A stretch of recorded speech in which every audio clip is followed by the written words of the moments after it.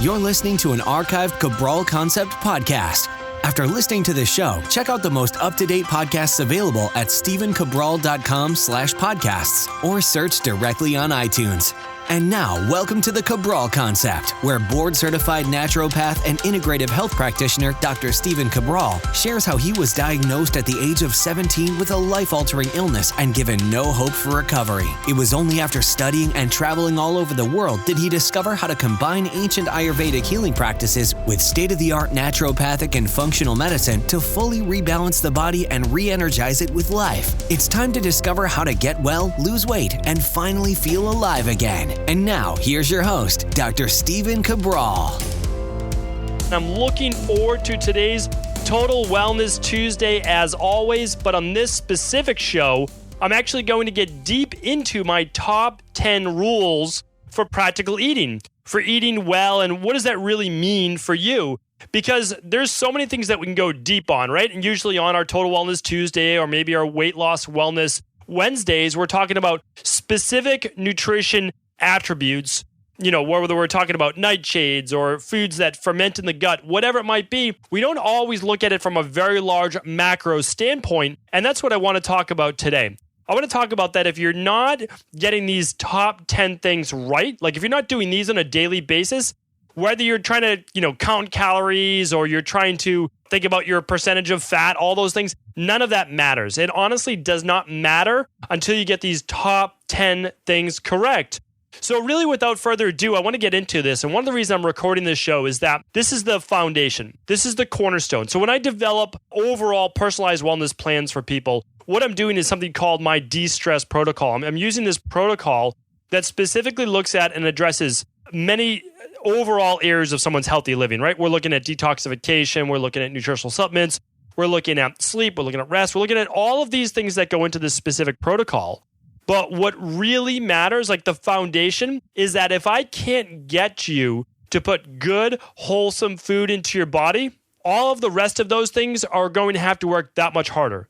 Meaning that nutrition is always the cornerstone, whole food is always the cornerstone, and we have to get that right. We don't have to be perfect. That's what I want you to remember. We don't have to be perfect to do well, but we need to do well 80%, 90% of the time. That's really not that bad. That means you're correctly eating 8 out of 10 meals right, or 9 out of 10 meals right. Ideally, that's what you're doing. And you can do that, meaning that if you get your breakfast right every morning, that's easy. Okay, now what about lunch? Now, dinner is maybe you struggle there. But if you have a cheat meal, even if it's every 3 days, you're still doing well. You're still hitting your 90%. So that's what I want to look at overall, is that I understand we're all human. We're not always going to get it right. There's a lot of temptations in life. There's a lot of temptations with family, with friends, with coworkers. I get it. I do understand. But remember that this is the cornerstone of you getting well, staying well, and living a long, healthy life, as well as body transformation goals, right? So that matters too. If you're trying to transform your body, but you're not putting the proper food in at the right times, well, that's going to be an issue. It will always be an issue because what really matters are the building blocks of your body, right? So if you're trying to change your body in any way, we have to start with the building blocks, the proteins, the carbs, the fats, all of those macros. And then on a micro level, which I'm going to talk about today, the nutrients, okay? It's the nutrients and the minerals, and it's the vitamins, and it's the neurotransmitters, and it's the amino acids and everything else that go into it. So without further ado, let's get right into our number one. What is number one? Well, number one has to be the beverages, the liquids we're putting into our body. So my number one thing for you is to make sure that the majority of the liquid that goes into your body is water. Now, there's going to be a little caveat to that in numbers 2 and 3. So I do want to talk about that. But for number one, I want you to know that water should make up the foundation of what you are consuming. How much water? Again, there's going to be contraindications to everything I say today, which means that everything I say today, you could give me a reason. You could, as a health practitioner or anyone, you could give me a reason of why you can make an argument for something else. And I will agree with you, okay? But 90% of the time, these are the top 10. This is what matters. If you're not working with a specific health coach or functional medicine doctor or practitioner, you need to follow this top 10. It's that crucial. Okay, so number one is water. We know that. But the best source of water is looking at spring water. Now, what is spring water? Well, it means that it's naturally fed, that it's naturally moving through the earth, okay? It's naturally moving maybe from an underground cavern coming up. It's moving over rocks. And as it moves over those rocks, it's picking up minerals. The minerals and the flow of the water actually gives it life.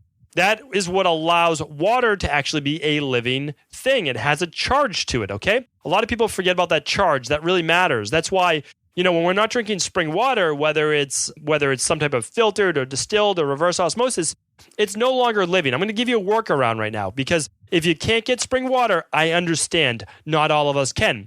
And those that can, a lot of times it's coming from bottled water. And again, we have to do our best. I always ask people this in my practice to say, I want you to make your best relative choice. So I'll drink spring water, and sometimes it's out of plastic. I try to get it out of glass, but it doesn't always happen. So I can just do my best. Now, I also have a filter at home. So when I'm using a filter at home, what I'm looking for is to then replace those minerals back in, okay? So I'm either using trace mineral drops somewhere around, I use about 8 drops or so per tall glass of water, 12 ounces to 16 ounces. Or what I'm doing a lot of the time is squeezing a half a lime in that glass, big glass of water, 16 ounces, and a pinch of sea salt. That's giving me a lot of potassium from that lime or lemon you could use. And then the salt, the sodium from the sea salt. That is giving me all of those trace minerals as well. That's something I really enjoy doing, and I do quite a bit, especially when I get home at night. So that's a really great thing to do, and I highly recommend doing that. Now, the other thing is I also want to mention, because I'd be remiss if I did not, that coffee, I've done many separate Cabral concepts on that. Try to limit all of the caffeine you put in your body because of the stimulation on your nervous system. Most people do not need stimulation on their nervous system. If anything, they need more rest, recuperation, rejuvenation. Now, tea is the same thing. Black tea, caffeinated tea, the same thing. However, ginger tea, chamomile tea are herbal teas. That's an exception, and you are welcome to do some of those as well. Maybe 1 or 2 a day, not a problem. But remember, water, spring water, and yes, you can do some cut up living fruit, some living herbs, some ginger put in there. That's totally fine. Now, the last part to this is alcohol. Alcohol is going to be every once in a while, not a nightly thing, every once in a while in a social setting where you are enjoying yourself, having fun with friends, with family, with coworkers, like it's meant to be used. And it's talked about in the blue zones, all ancient cultures. How do they live longer? How do they enjoy life more? Well, sometimes they did have a small glass of wine, a small glass of alcohol around a meal, around a nice family setting. And that boosts the endorphins. It boosts the immune system. And yes, it does help you to improve aging, okay? But again, you don't need the alcohol, but when you do, make sure you're in a setting where you're really enjoying yourself, that you're not trying to basically drink away any of the pains of life. That is not the time or place to use it. Now, number 2, because I want to make sure we get to everything today, is most of your food should be vegetables, okay? So again, as I'm talking about each point, because I want to make this a 20-minute or so show, you can go back to previous Cabral concepts. I've talked about each one of these points in depth. So if you want to know about vegetables, to go to stephencabral.com/podcasts and then type in vegetables or type in diet or type in anti-inflammatory or type in fruit, and you will get, or caffeine or coffee, and you'll get all sorts of different shows on that. All right. So what I want to do though is I want to talk about each one individually and kind of just give an outline. So vegetables should be the cornerstone of your diet. And I don't care that if you're on a keto diet, a paleo-based diet, a primal diet, a vegetarian diet, a vegan diet, any diet in the world, the great predominance of that diet should be vegetables, all right? Now, you can make them cooked, you can have them raw. That doesn't matter to me because we can get into specifics on that, but that's not today's show. It just means that the majority of your food should be high antioxidants, vegetables, trying to eat a rainbow of color, a rainbow of vegetables. Yes, green is always good, but we want a rainbow of colors in there. All right, try to aim for 3 servings or basically 3 cups or so per meal at lunch and dinner mainly. Now, what if you can't eat 3 cups of vegetables per meal because they'll give you bloating? I totally understand. You have to start somewhere. So you might have a half a cup if you're doing none now, or you might have a 1 cup and they might be cooked because you need to build up your digestive strength. I completely understand about that. Aim for 2 to 3 servings at lunch, 2 to 3 servings at dinner, because remember, we're really shooting for 7 to 9 servings of fruits and vegetables per day. Doing 3 cups of veggies at lunch, again, they can be cooked, and dinner, that's already 6, and then we can kind of build from there. All right, next up is low glycemic fruit. that should also make up a big part of your diet, or at least a cup or two a day of berries, blackberries, blueberries, raspberries. You can do strawberries, but ideally we're looking for organic. We're looking for low spray or organically based grown fruits. And the fruits, again, ideally lower glycemic. And why do I say lower glycemic? Well, predominantly I'm saying this because I want them to be super high in antioxidants and super high in phenols. And that just means a specific type of antioxidant that's been shown to kill cancer, that's been shown to ward off cancer. And also it's very high in fiber, which means that if you're eating blackberries and blueberries and raspberries, you're getting the skin along with that berry. And that skin then provides a lot of good fiber, and that slows that glycemic spike. Now, again, you can eat other type of fruit.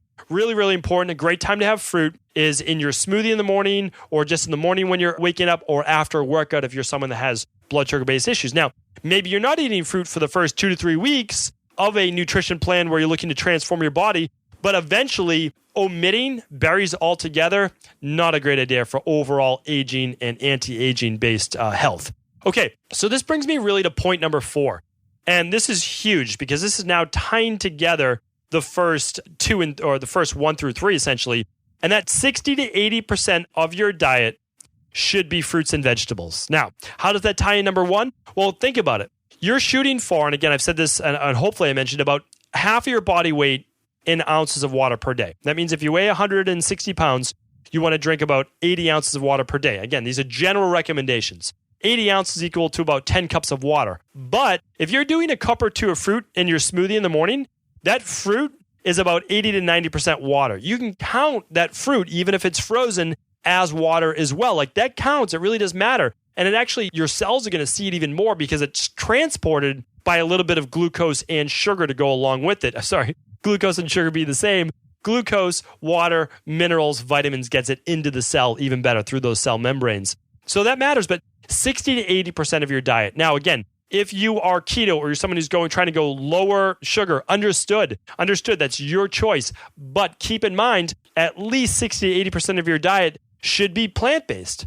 That means that when you look at your plate, about 3/4 of that plate should be vegetables. It really should. That is the only thing that's been proven over time for us humans to stay healthy, in great shape, cardiovascularly, anti-cancer, all of those things.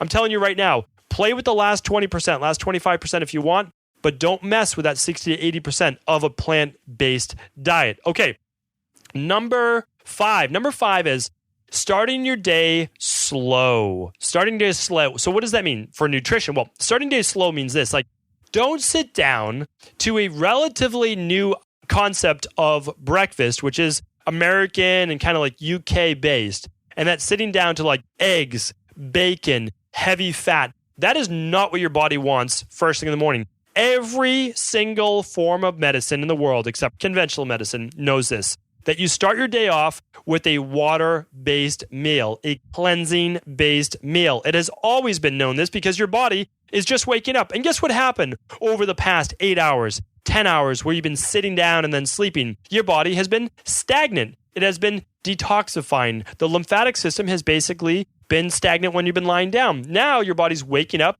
It's moving slowly. That's why I recommend the dry brushing, the self-massage, those types of things. And you don't want to clog that back up. You don't want to immediately turn on your digestive system to break down all these heavy foods. You actually want to add more water to your body, whether it's through a smoothie, whether it's through fruit, whether it's through a soup, which they do a lot in Asian-based countries, where I've studied overseas. I've seen that firsthand. A lot of or muesli or oatmeal or just these kind of porridge-based things that our grandparents did that a lot of our grandparents lived 80s, 90s in pretty good health. And they did these porridges, just these soup-like things. And maybe they had some berries. That's, again, maybe you don't do grains. That's totally fine. But you can do a smoothie like I do. And that's just 1 or 2 cups of your low glycemic berries. You might add it in a cup of spinach. If you decide to do that, blend it up. You might add in some healthy fats, some flax seeds, whatever it might be. Maybe you add in the daily nutritional support powder. That's your choice, okay? And lots of water. That is very cleansing for the body. That literally helps your body to eliminate waste and it boosts your energy. Why are people low energy sometimes in the morning? Well, one reason is you haven't drank anything for the past 10 hours, maybe more. So your body's dehydrated and it's looking for fluid. By you consuming caffeine, by you eating a heavy meal, you are just basically asking your body to give all of its energy first thing in the morning to this heavy digestive process. That's never been the way that humans have eaten, and it's not a smart way to do it. And really, for long-term health, that is not the way to do it. Okay, again, some people might choose to fast. That's their choice, but I would definitely highly recommend listening to my previous podcasts on intermittent fasting. Again, StephenCabral.com/podcast. Type in fast or type in fasting or type in intermittent fast, and you will find all sorts of shows on who should fast and who should not. Okay, number 6 is 3 main meals only. All right, now this is one that I can say over the past 10 years, I've changed very little in my recommendations over the past decade, but this is one that I have changed, and the reason is this. Now, I still keep it a little different, I'll tell you why, but 3 main meals. Why? You have to give your body time to put food in, to churn it, to break it down, let the hydrochloric acid work, let the bile work, let the good bacteria in your gut work, let all of those things work. Okay? And you need a chance for your blood sugar levels to actually come down. But if you're always putting food in your body every 2 hours, every 2.5 hours, you are not allowing your body to actually get into this parasympathetic, to get deep into the digestive system and to let blood sugar levels come down. So again, for preliminary diets, for people on body transformation, yes, I do 3 main meals and I do a mid-morning snack and a mid-afternoon snack. And that's because their blood sugar is off the wall. And I'm trying to just basically level that out with low glycemic food, anti-inflammatory food, all of those things. And then I go from breakfast to lunch. And then sometimes I do a mid-afternoon snack, okay? And then I'll do dinner. And then after that, I'm trying to work people to 3 main meals per day. The exception to that is if you're going from lunch to dinner, and let's say your lunch is at 12 and your dinner is until 7:38, well, then maybe you do a mid-afternoon snack around 4 p.m. or so, something that's easy to digest. Maybe it's a second smoothie. Maybe it's a green juice. Maybe it's a handful of nuts. Maybe it's some cut up veggies and hummus or guacamole. You know, something easy to digest. And that's okay as well. Or maybe a bowl of berries. That would be fine, okay? That would be fine if you need it for that energy. But a lot of people, especially those trying to burn body fat, not necessarily the ectomorph, but really trying to get deep into burning body fat, they're going to do better, believe it or not, with allowing their blood sugar levels to come back down and start tapping more into body fat. I've spoken about this before. I'm happy to speak more in depth on this in the future as well. Okay, number 7 is your protein. Protein, such a controversial topic. This is also one that I got wrong. Let's say 15 years ago, I was big into natural bodybuilding. I was trying to put on a ton of muscle. I was trying to get to 200 pounds and just, be absolutely enormous and all of those things. Well, I succeeded in basically getting to 200 pounds, but what I found was that I was very unhealthy when I got there. I was eating 275 grams to 300 grams of protein, way too much protein. I was doing, 2 to 3 massive protein shakes per day with 40 to 50 grams per shake. I was doing 40 to 50 grams then also at meals as well. It was the only way to get up to that 300 grams or so of protein per day, which now I know is unnecessary. But back then, following the typical dogma, reading the bodybuilding books, those types of things, reading books, written by guys maybe who are a little bit enhanced on certain chemicals and not quite right for my body. Now, everyone does need protein, but you can get that protein from a vegan diet, a vegetarian diet, or a paleo-based diet. But I want you to know that those protein sources should come from good, organic, or grass-fed, or pastured, or wild, any of the sources. Like the fish should be basically wild as best as you can. The beef should definitely be grass-fed, green, finished as well. Totally, very, very good to do that. Your eggs should actually be pastured. They should not be necessarily organic. The reason is there's a lot of people right now who are getting organic corn, organic soy, a lot of those organic things given to the chickens, and that's not the healthiest thing for the chickens. The chickens really should be pastured as well. So the eggs should be pastured in the same exact way. And the other big thing to remember is that you don't need as much protein as maybe you've been led to believe. You really should get about 0.8 grams per kilogram of body weight. Now, again, that's kind of hard to figure out. So aim for about half your body weight in ounces of protein per day. If you weigh 160 pounds, like we spoke about in the beginning of the show, that means you need about 80 grams per day. You can actually do it with a little bit less than that. That's okay. That's totally fine.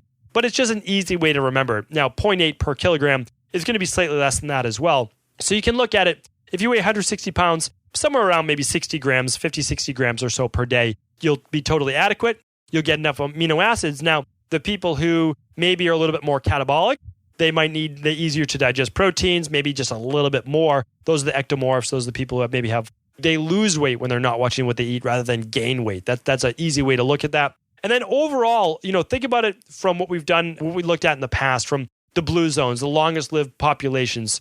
Now, protein has always been about 10% total of diet, okay, between 5 and 15%. That's as a macronutrient, the percentage. But it's always been used basically as a garnish to a meal. Never the whole meal itself, but rather a garnish to a meal. So when you're looking at your plate, it's not the predominance of the plate. It's not the predominance of the meal, meaning like you don't need a half a pound to a pound ribeye steak.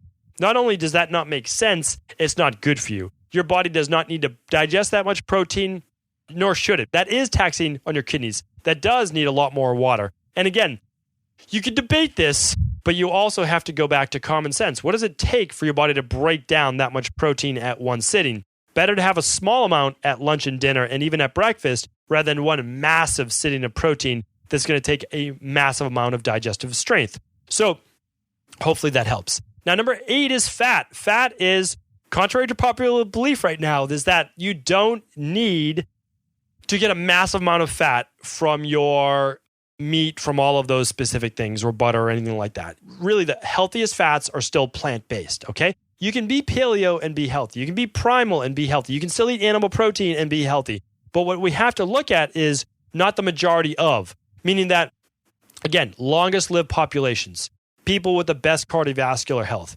people with the best anti-cancer health, meaning like don't get cancer as much, are the people who are using olive oil, olives, avocado as their fats. That's important to look at. It really is. And the reason is this, is that when I've given previous cancer studies in the past, and I've looked at what are the things that help to stave away cancer, to help kill cancer cells, I've talked about raw, organic-based, vegetable-based fats, essentially. We're looking at the olives that I talked about. We're looking at nuts like raw walnuts or almonds or macadamia or those types of things. And we're looking at the avocados and the overall olives. Those are very, very healthy for your health. They really are.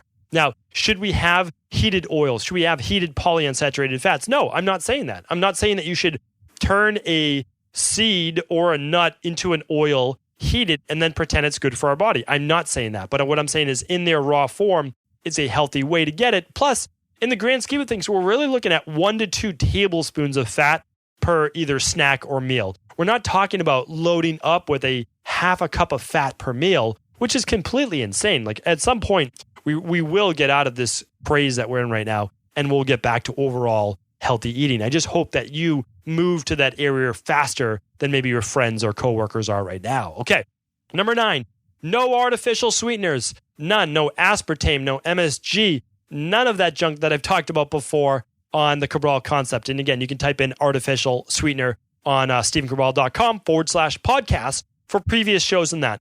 But we can't have any of those artificial sweeteners. They deteriorate the brain, they deteriorate the nervous system, they lead to cancer. We don't want that. They affect kids lead to ADD, lead to ADHD, affect autism, executive functioning disorder, so many specific issues. So I don't want that for you. I certainly don't want that for your family as well. Now, what do I recommend then? Well, a little raw honey. So as long as you don't have any histamine issues, as long as you're not on our candida and bacterial overgrowth protocol, since it is a prebiotic, we don't want to use that in the beginning, but eventually we can certainly be getting to some raw honey. It's something that I've used in the past and recommend, especially for those with allergies coming into allergy season, using the tiniest amount of local raw honey where you're getting some of that good pollen into your body, building up your immune system. We'll talk about that on a future show as well.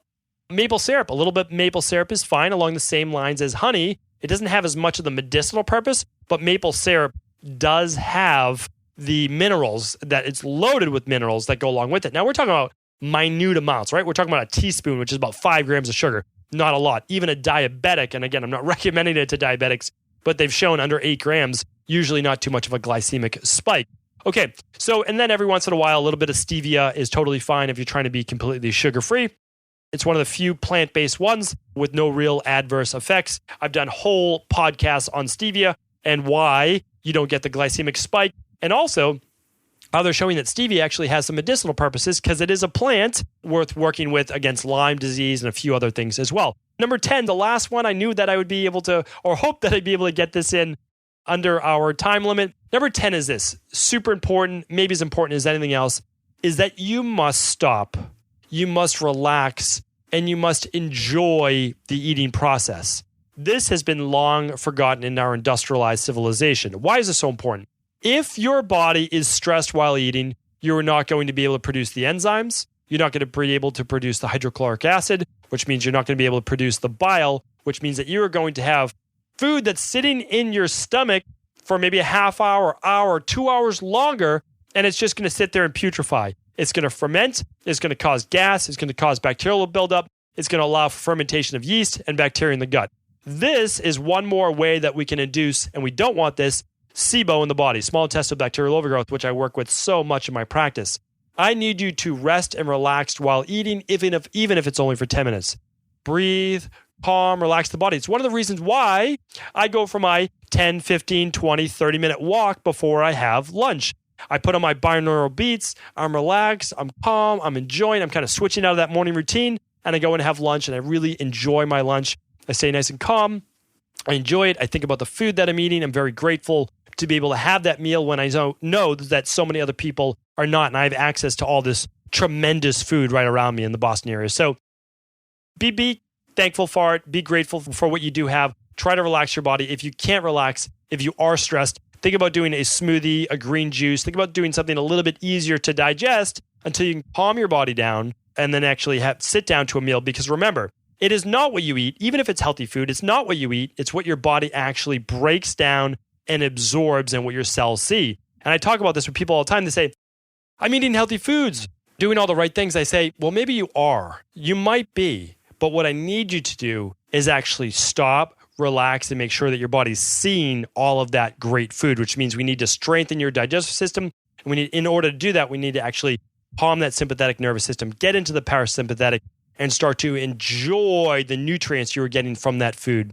So hopefully my top 10 today helped. It's a show that I've been looking to do for quite some time. I do hope you enjoyed it. I'm going to be giving this show out to every single one of the new private wellness clients that have my practice, and I want you to get the same exact information that I give to them. Please, if there's ever any questions, I want to help. I really do. You can feel free to write in at stevencabral.com/ask Cabral. That's the only place that I'm able to see your questions and answer those questions. Unless, of course, you want to join our Cabral supportgroup.com. That is a free private Facebook group for positive people who are looking to make a great change in their life. We are there to support you on a daily basis. Thank you, everyone, for tuning into another Cabral Concept. I appreciate each and every one of your listens and each and every one of your shares. Take care. I want to sincerely thank you for your support of this podcast. I couldn't do it without you, and I mean that. I truly do. I also want to make sure you knew that we now have multiple ways for you to find your answers to the most difficult health, wellness, weight loss, and anti-aging questions.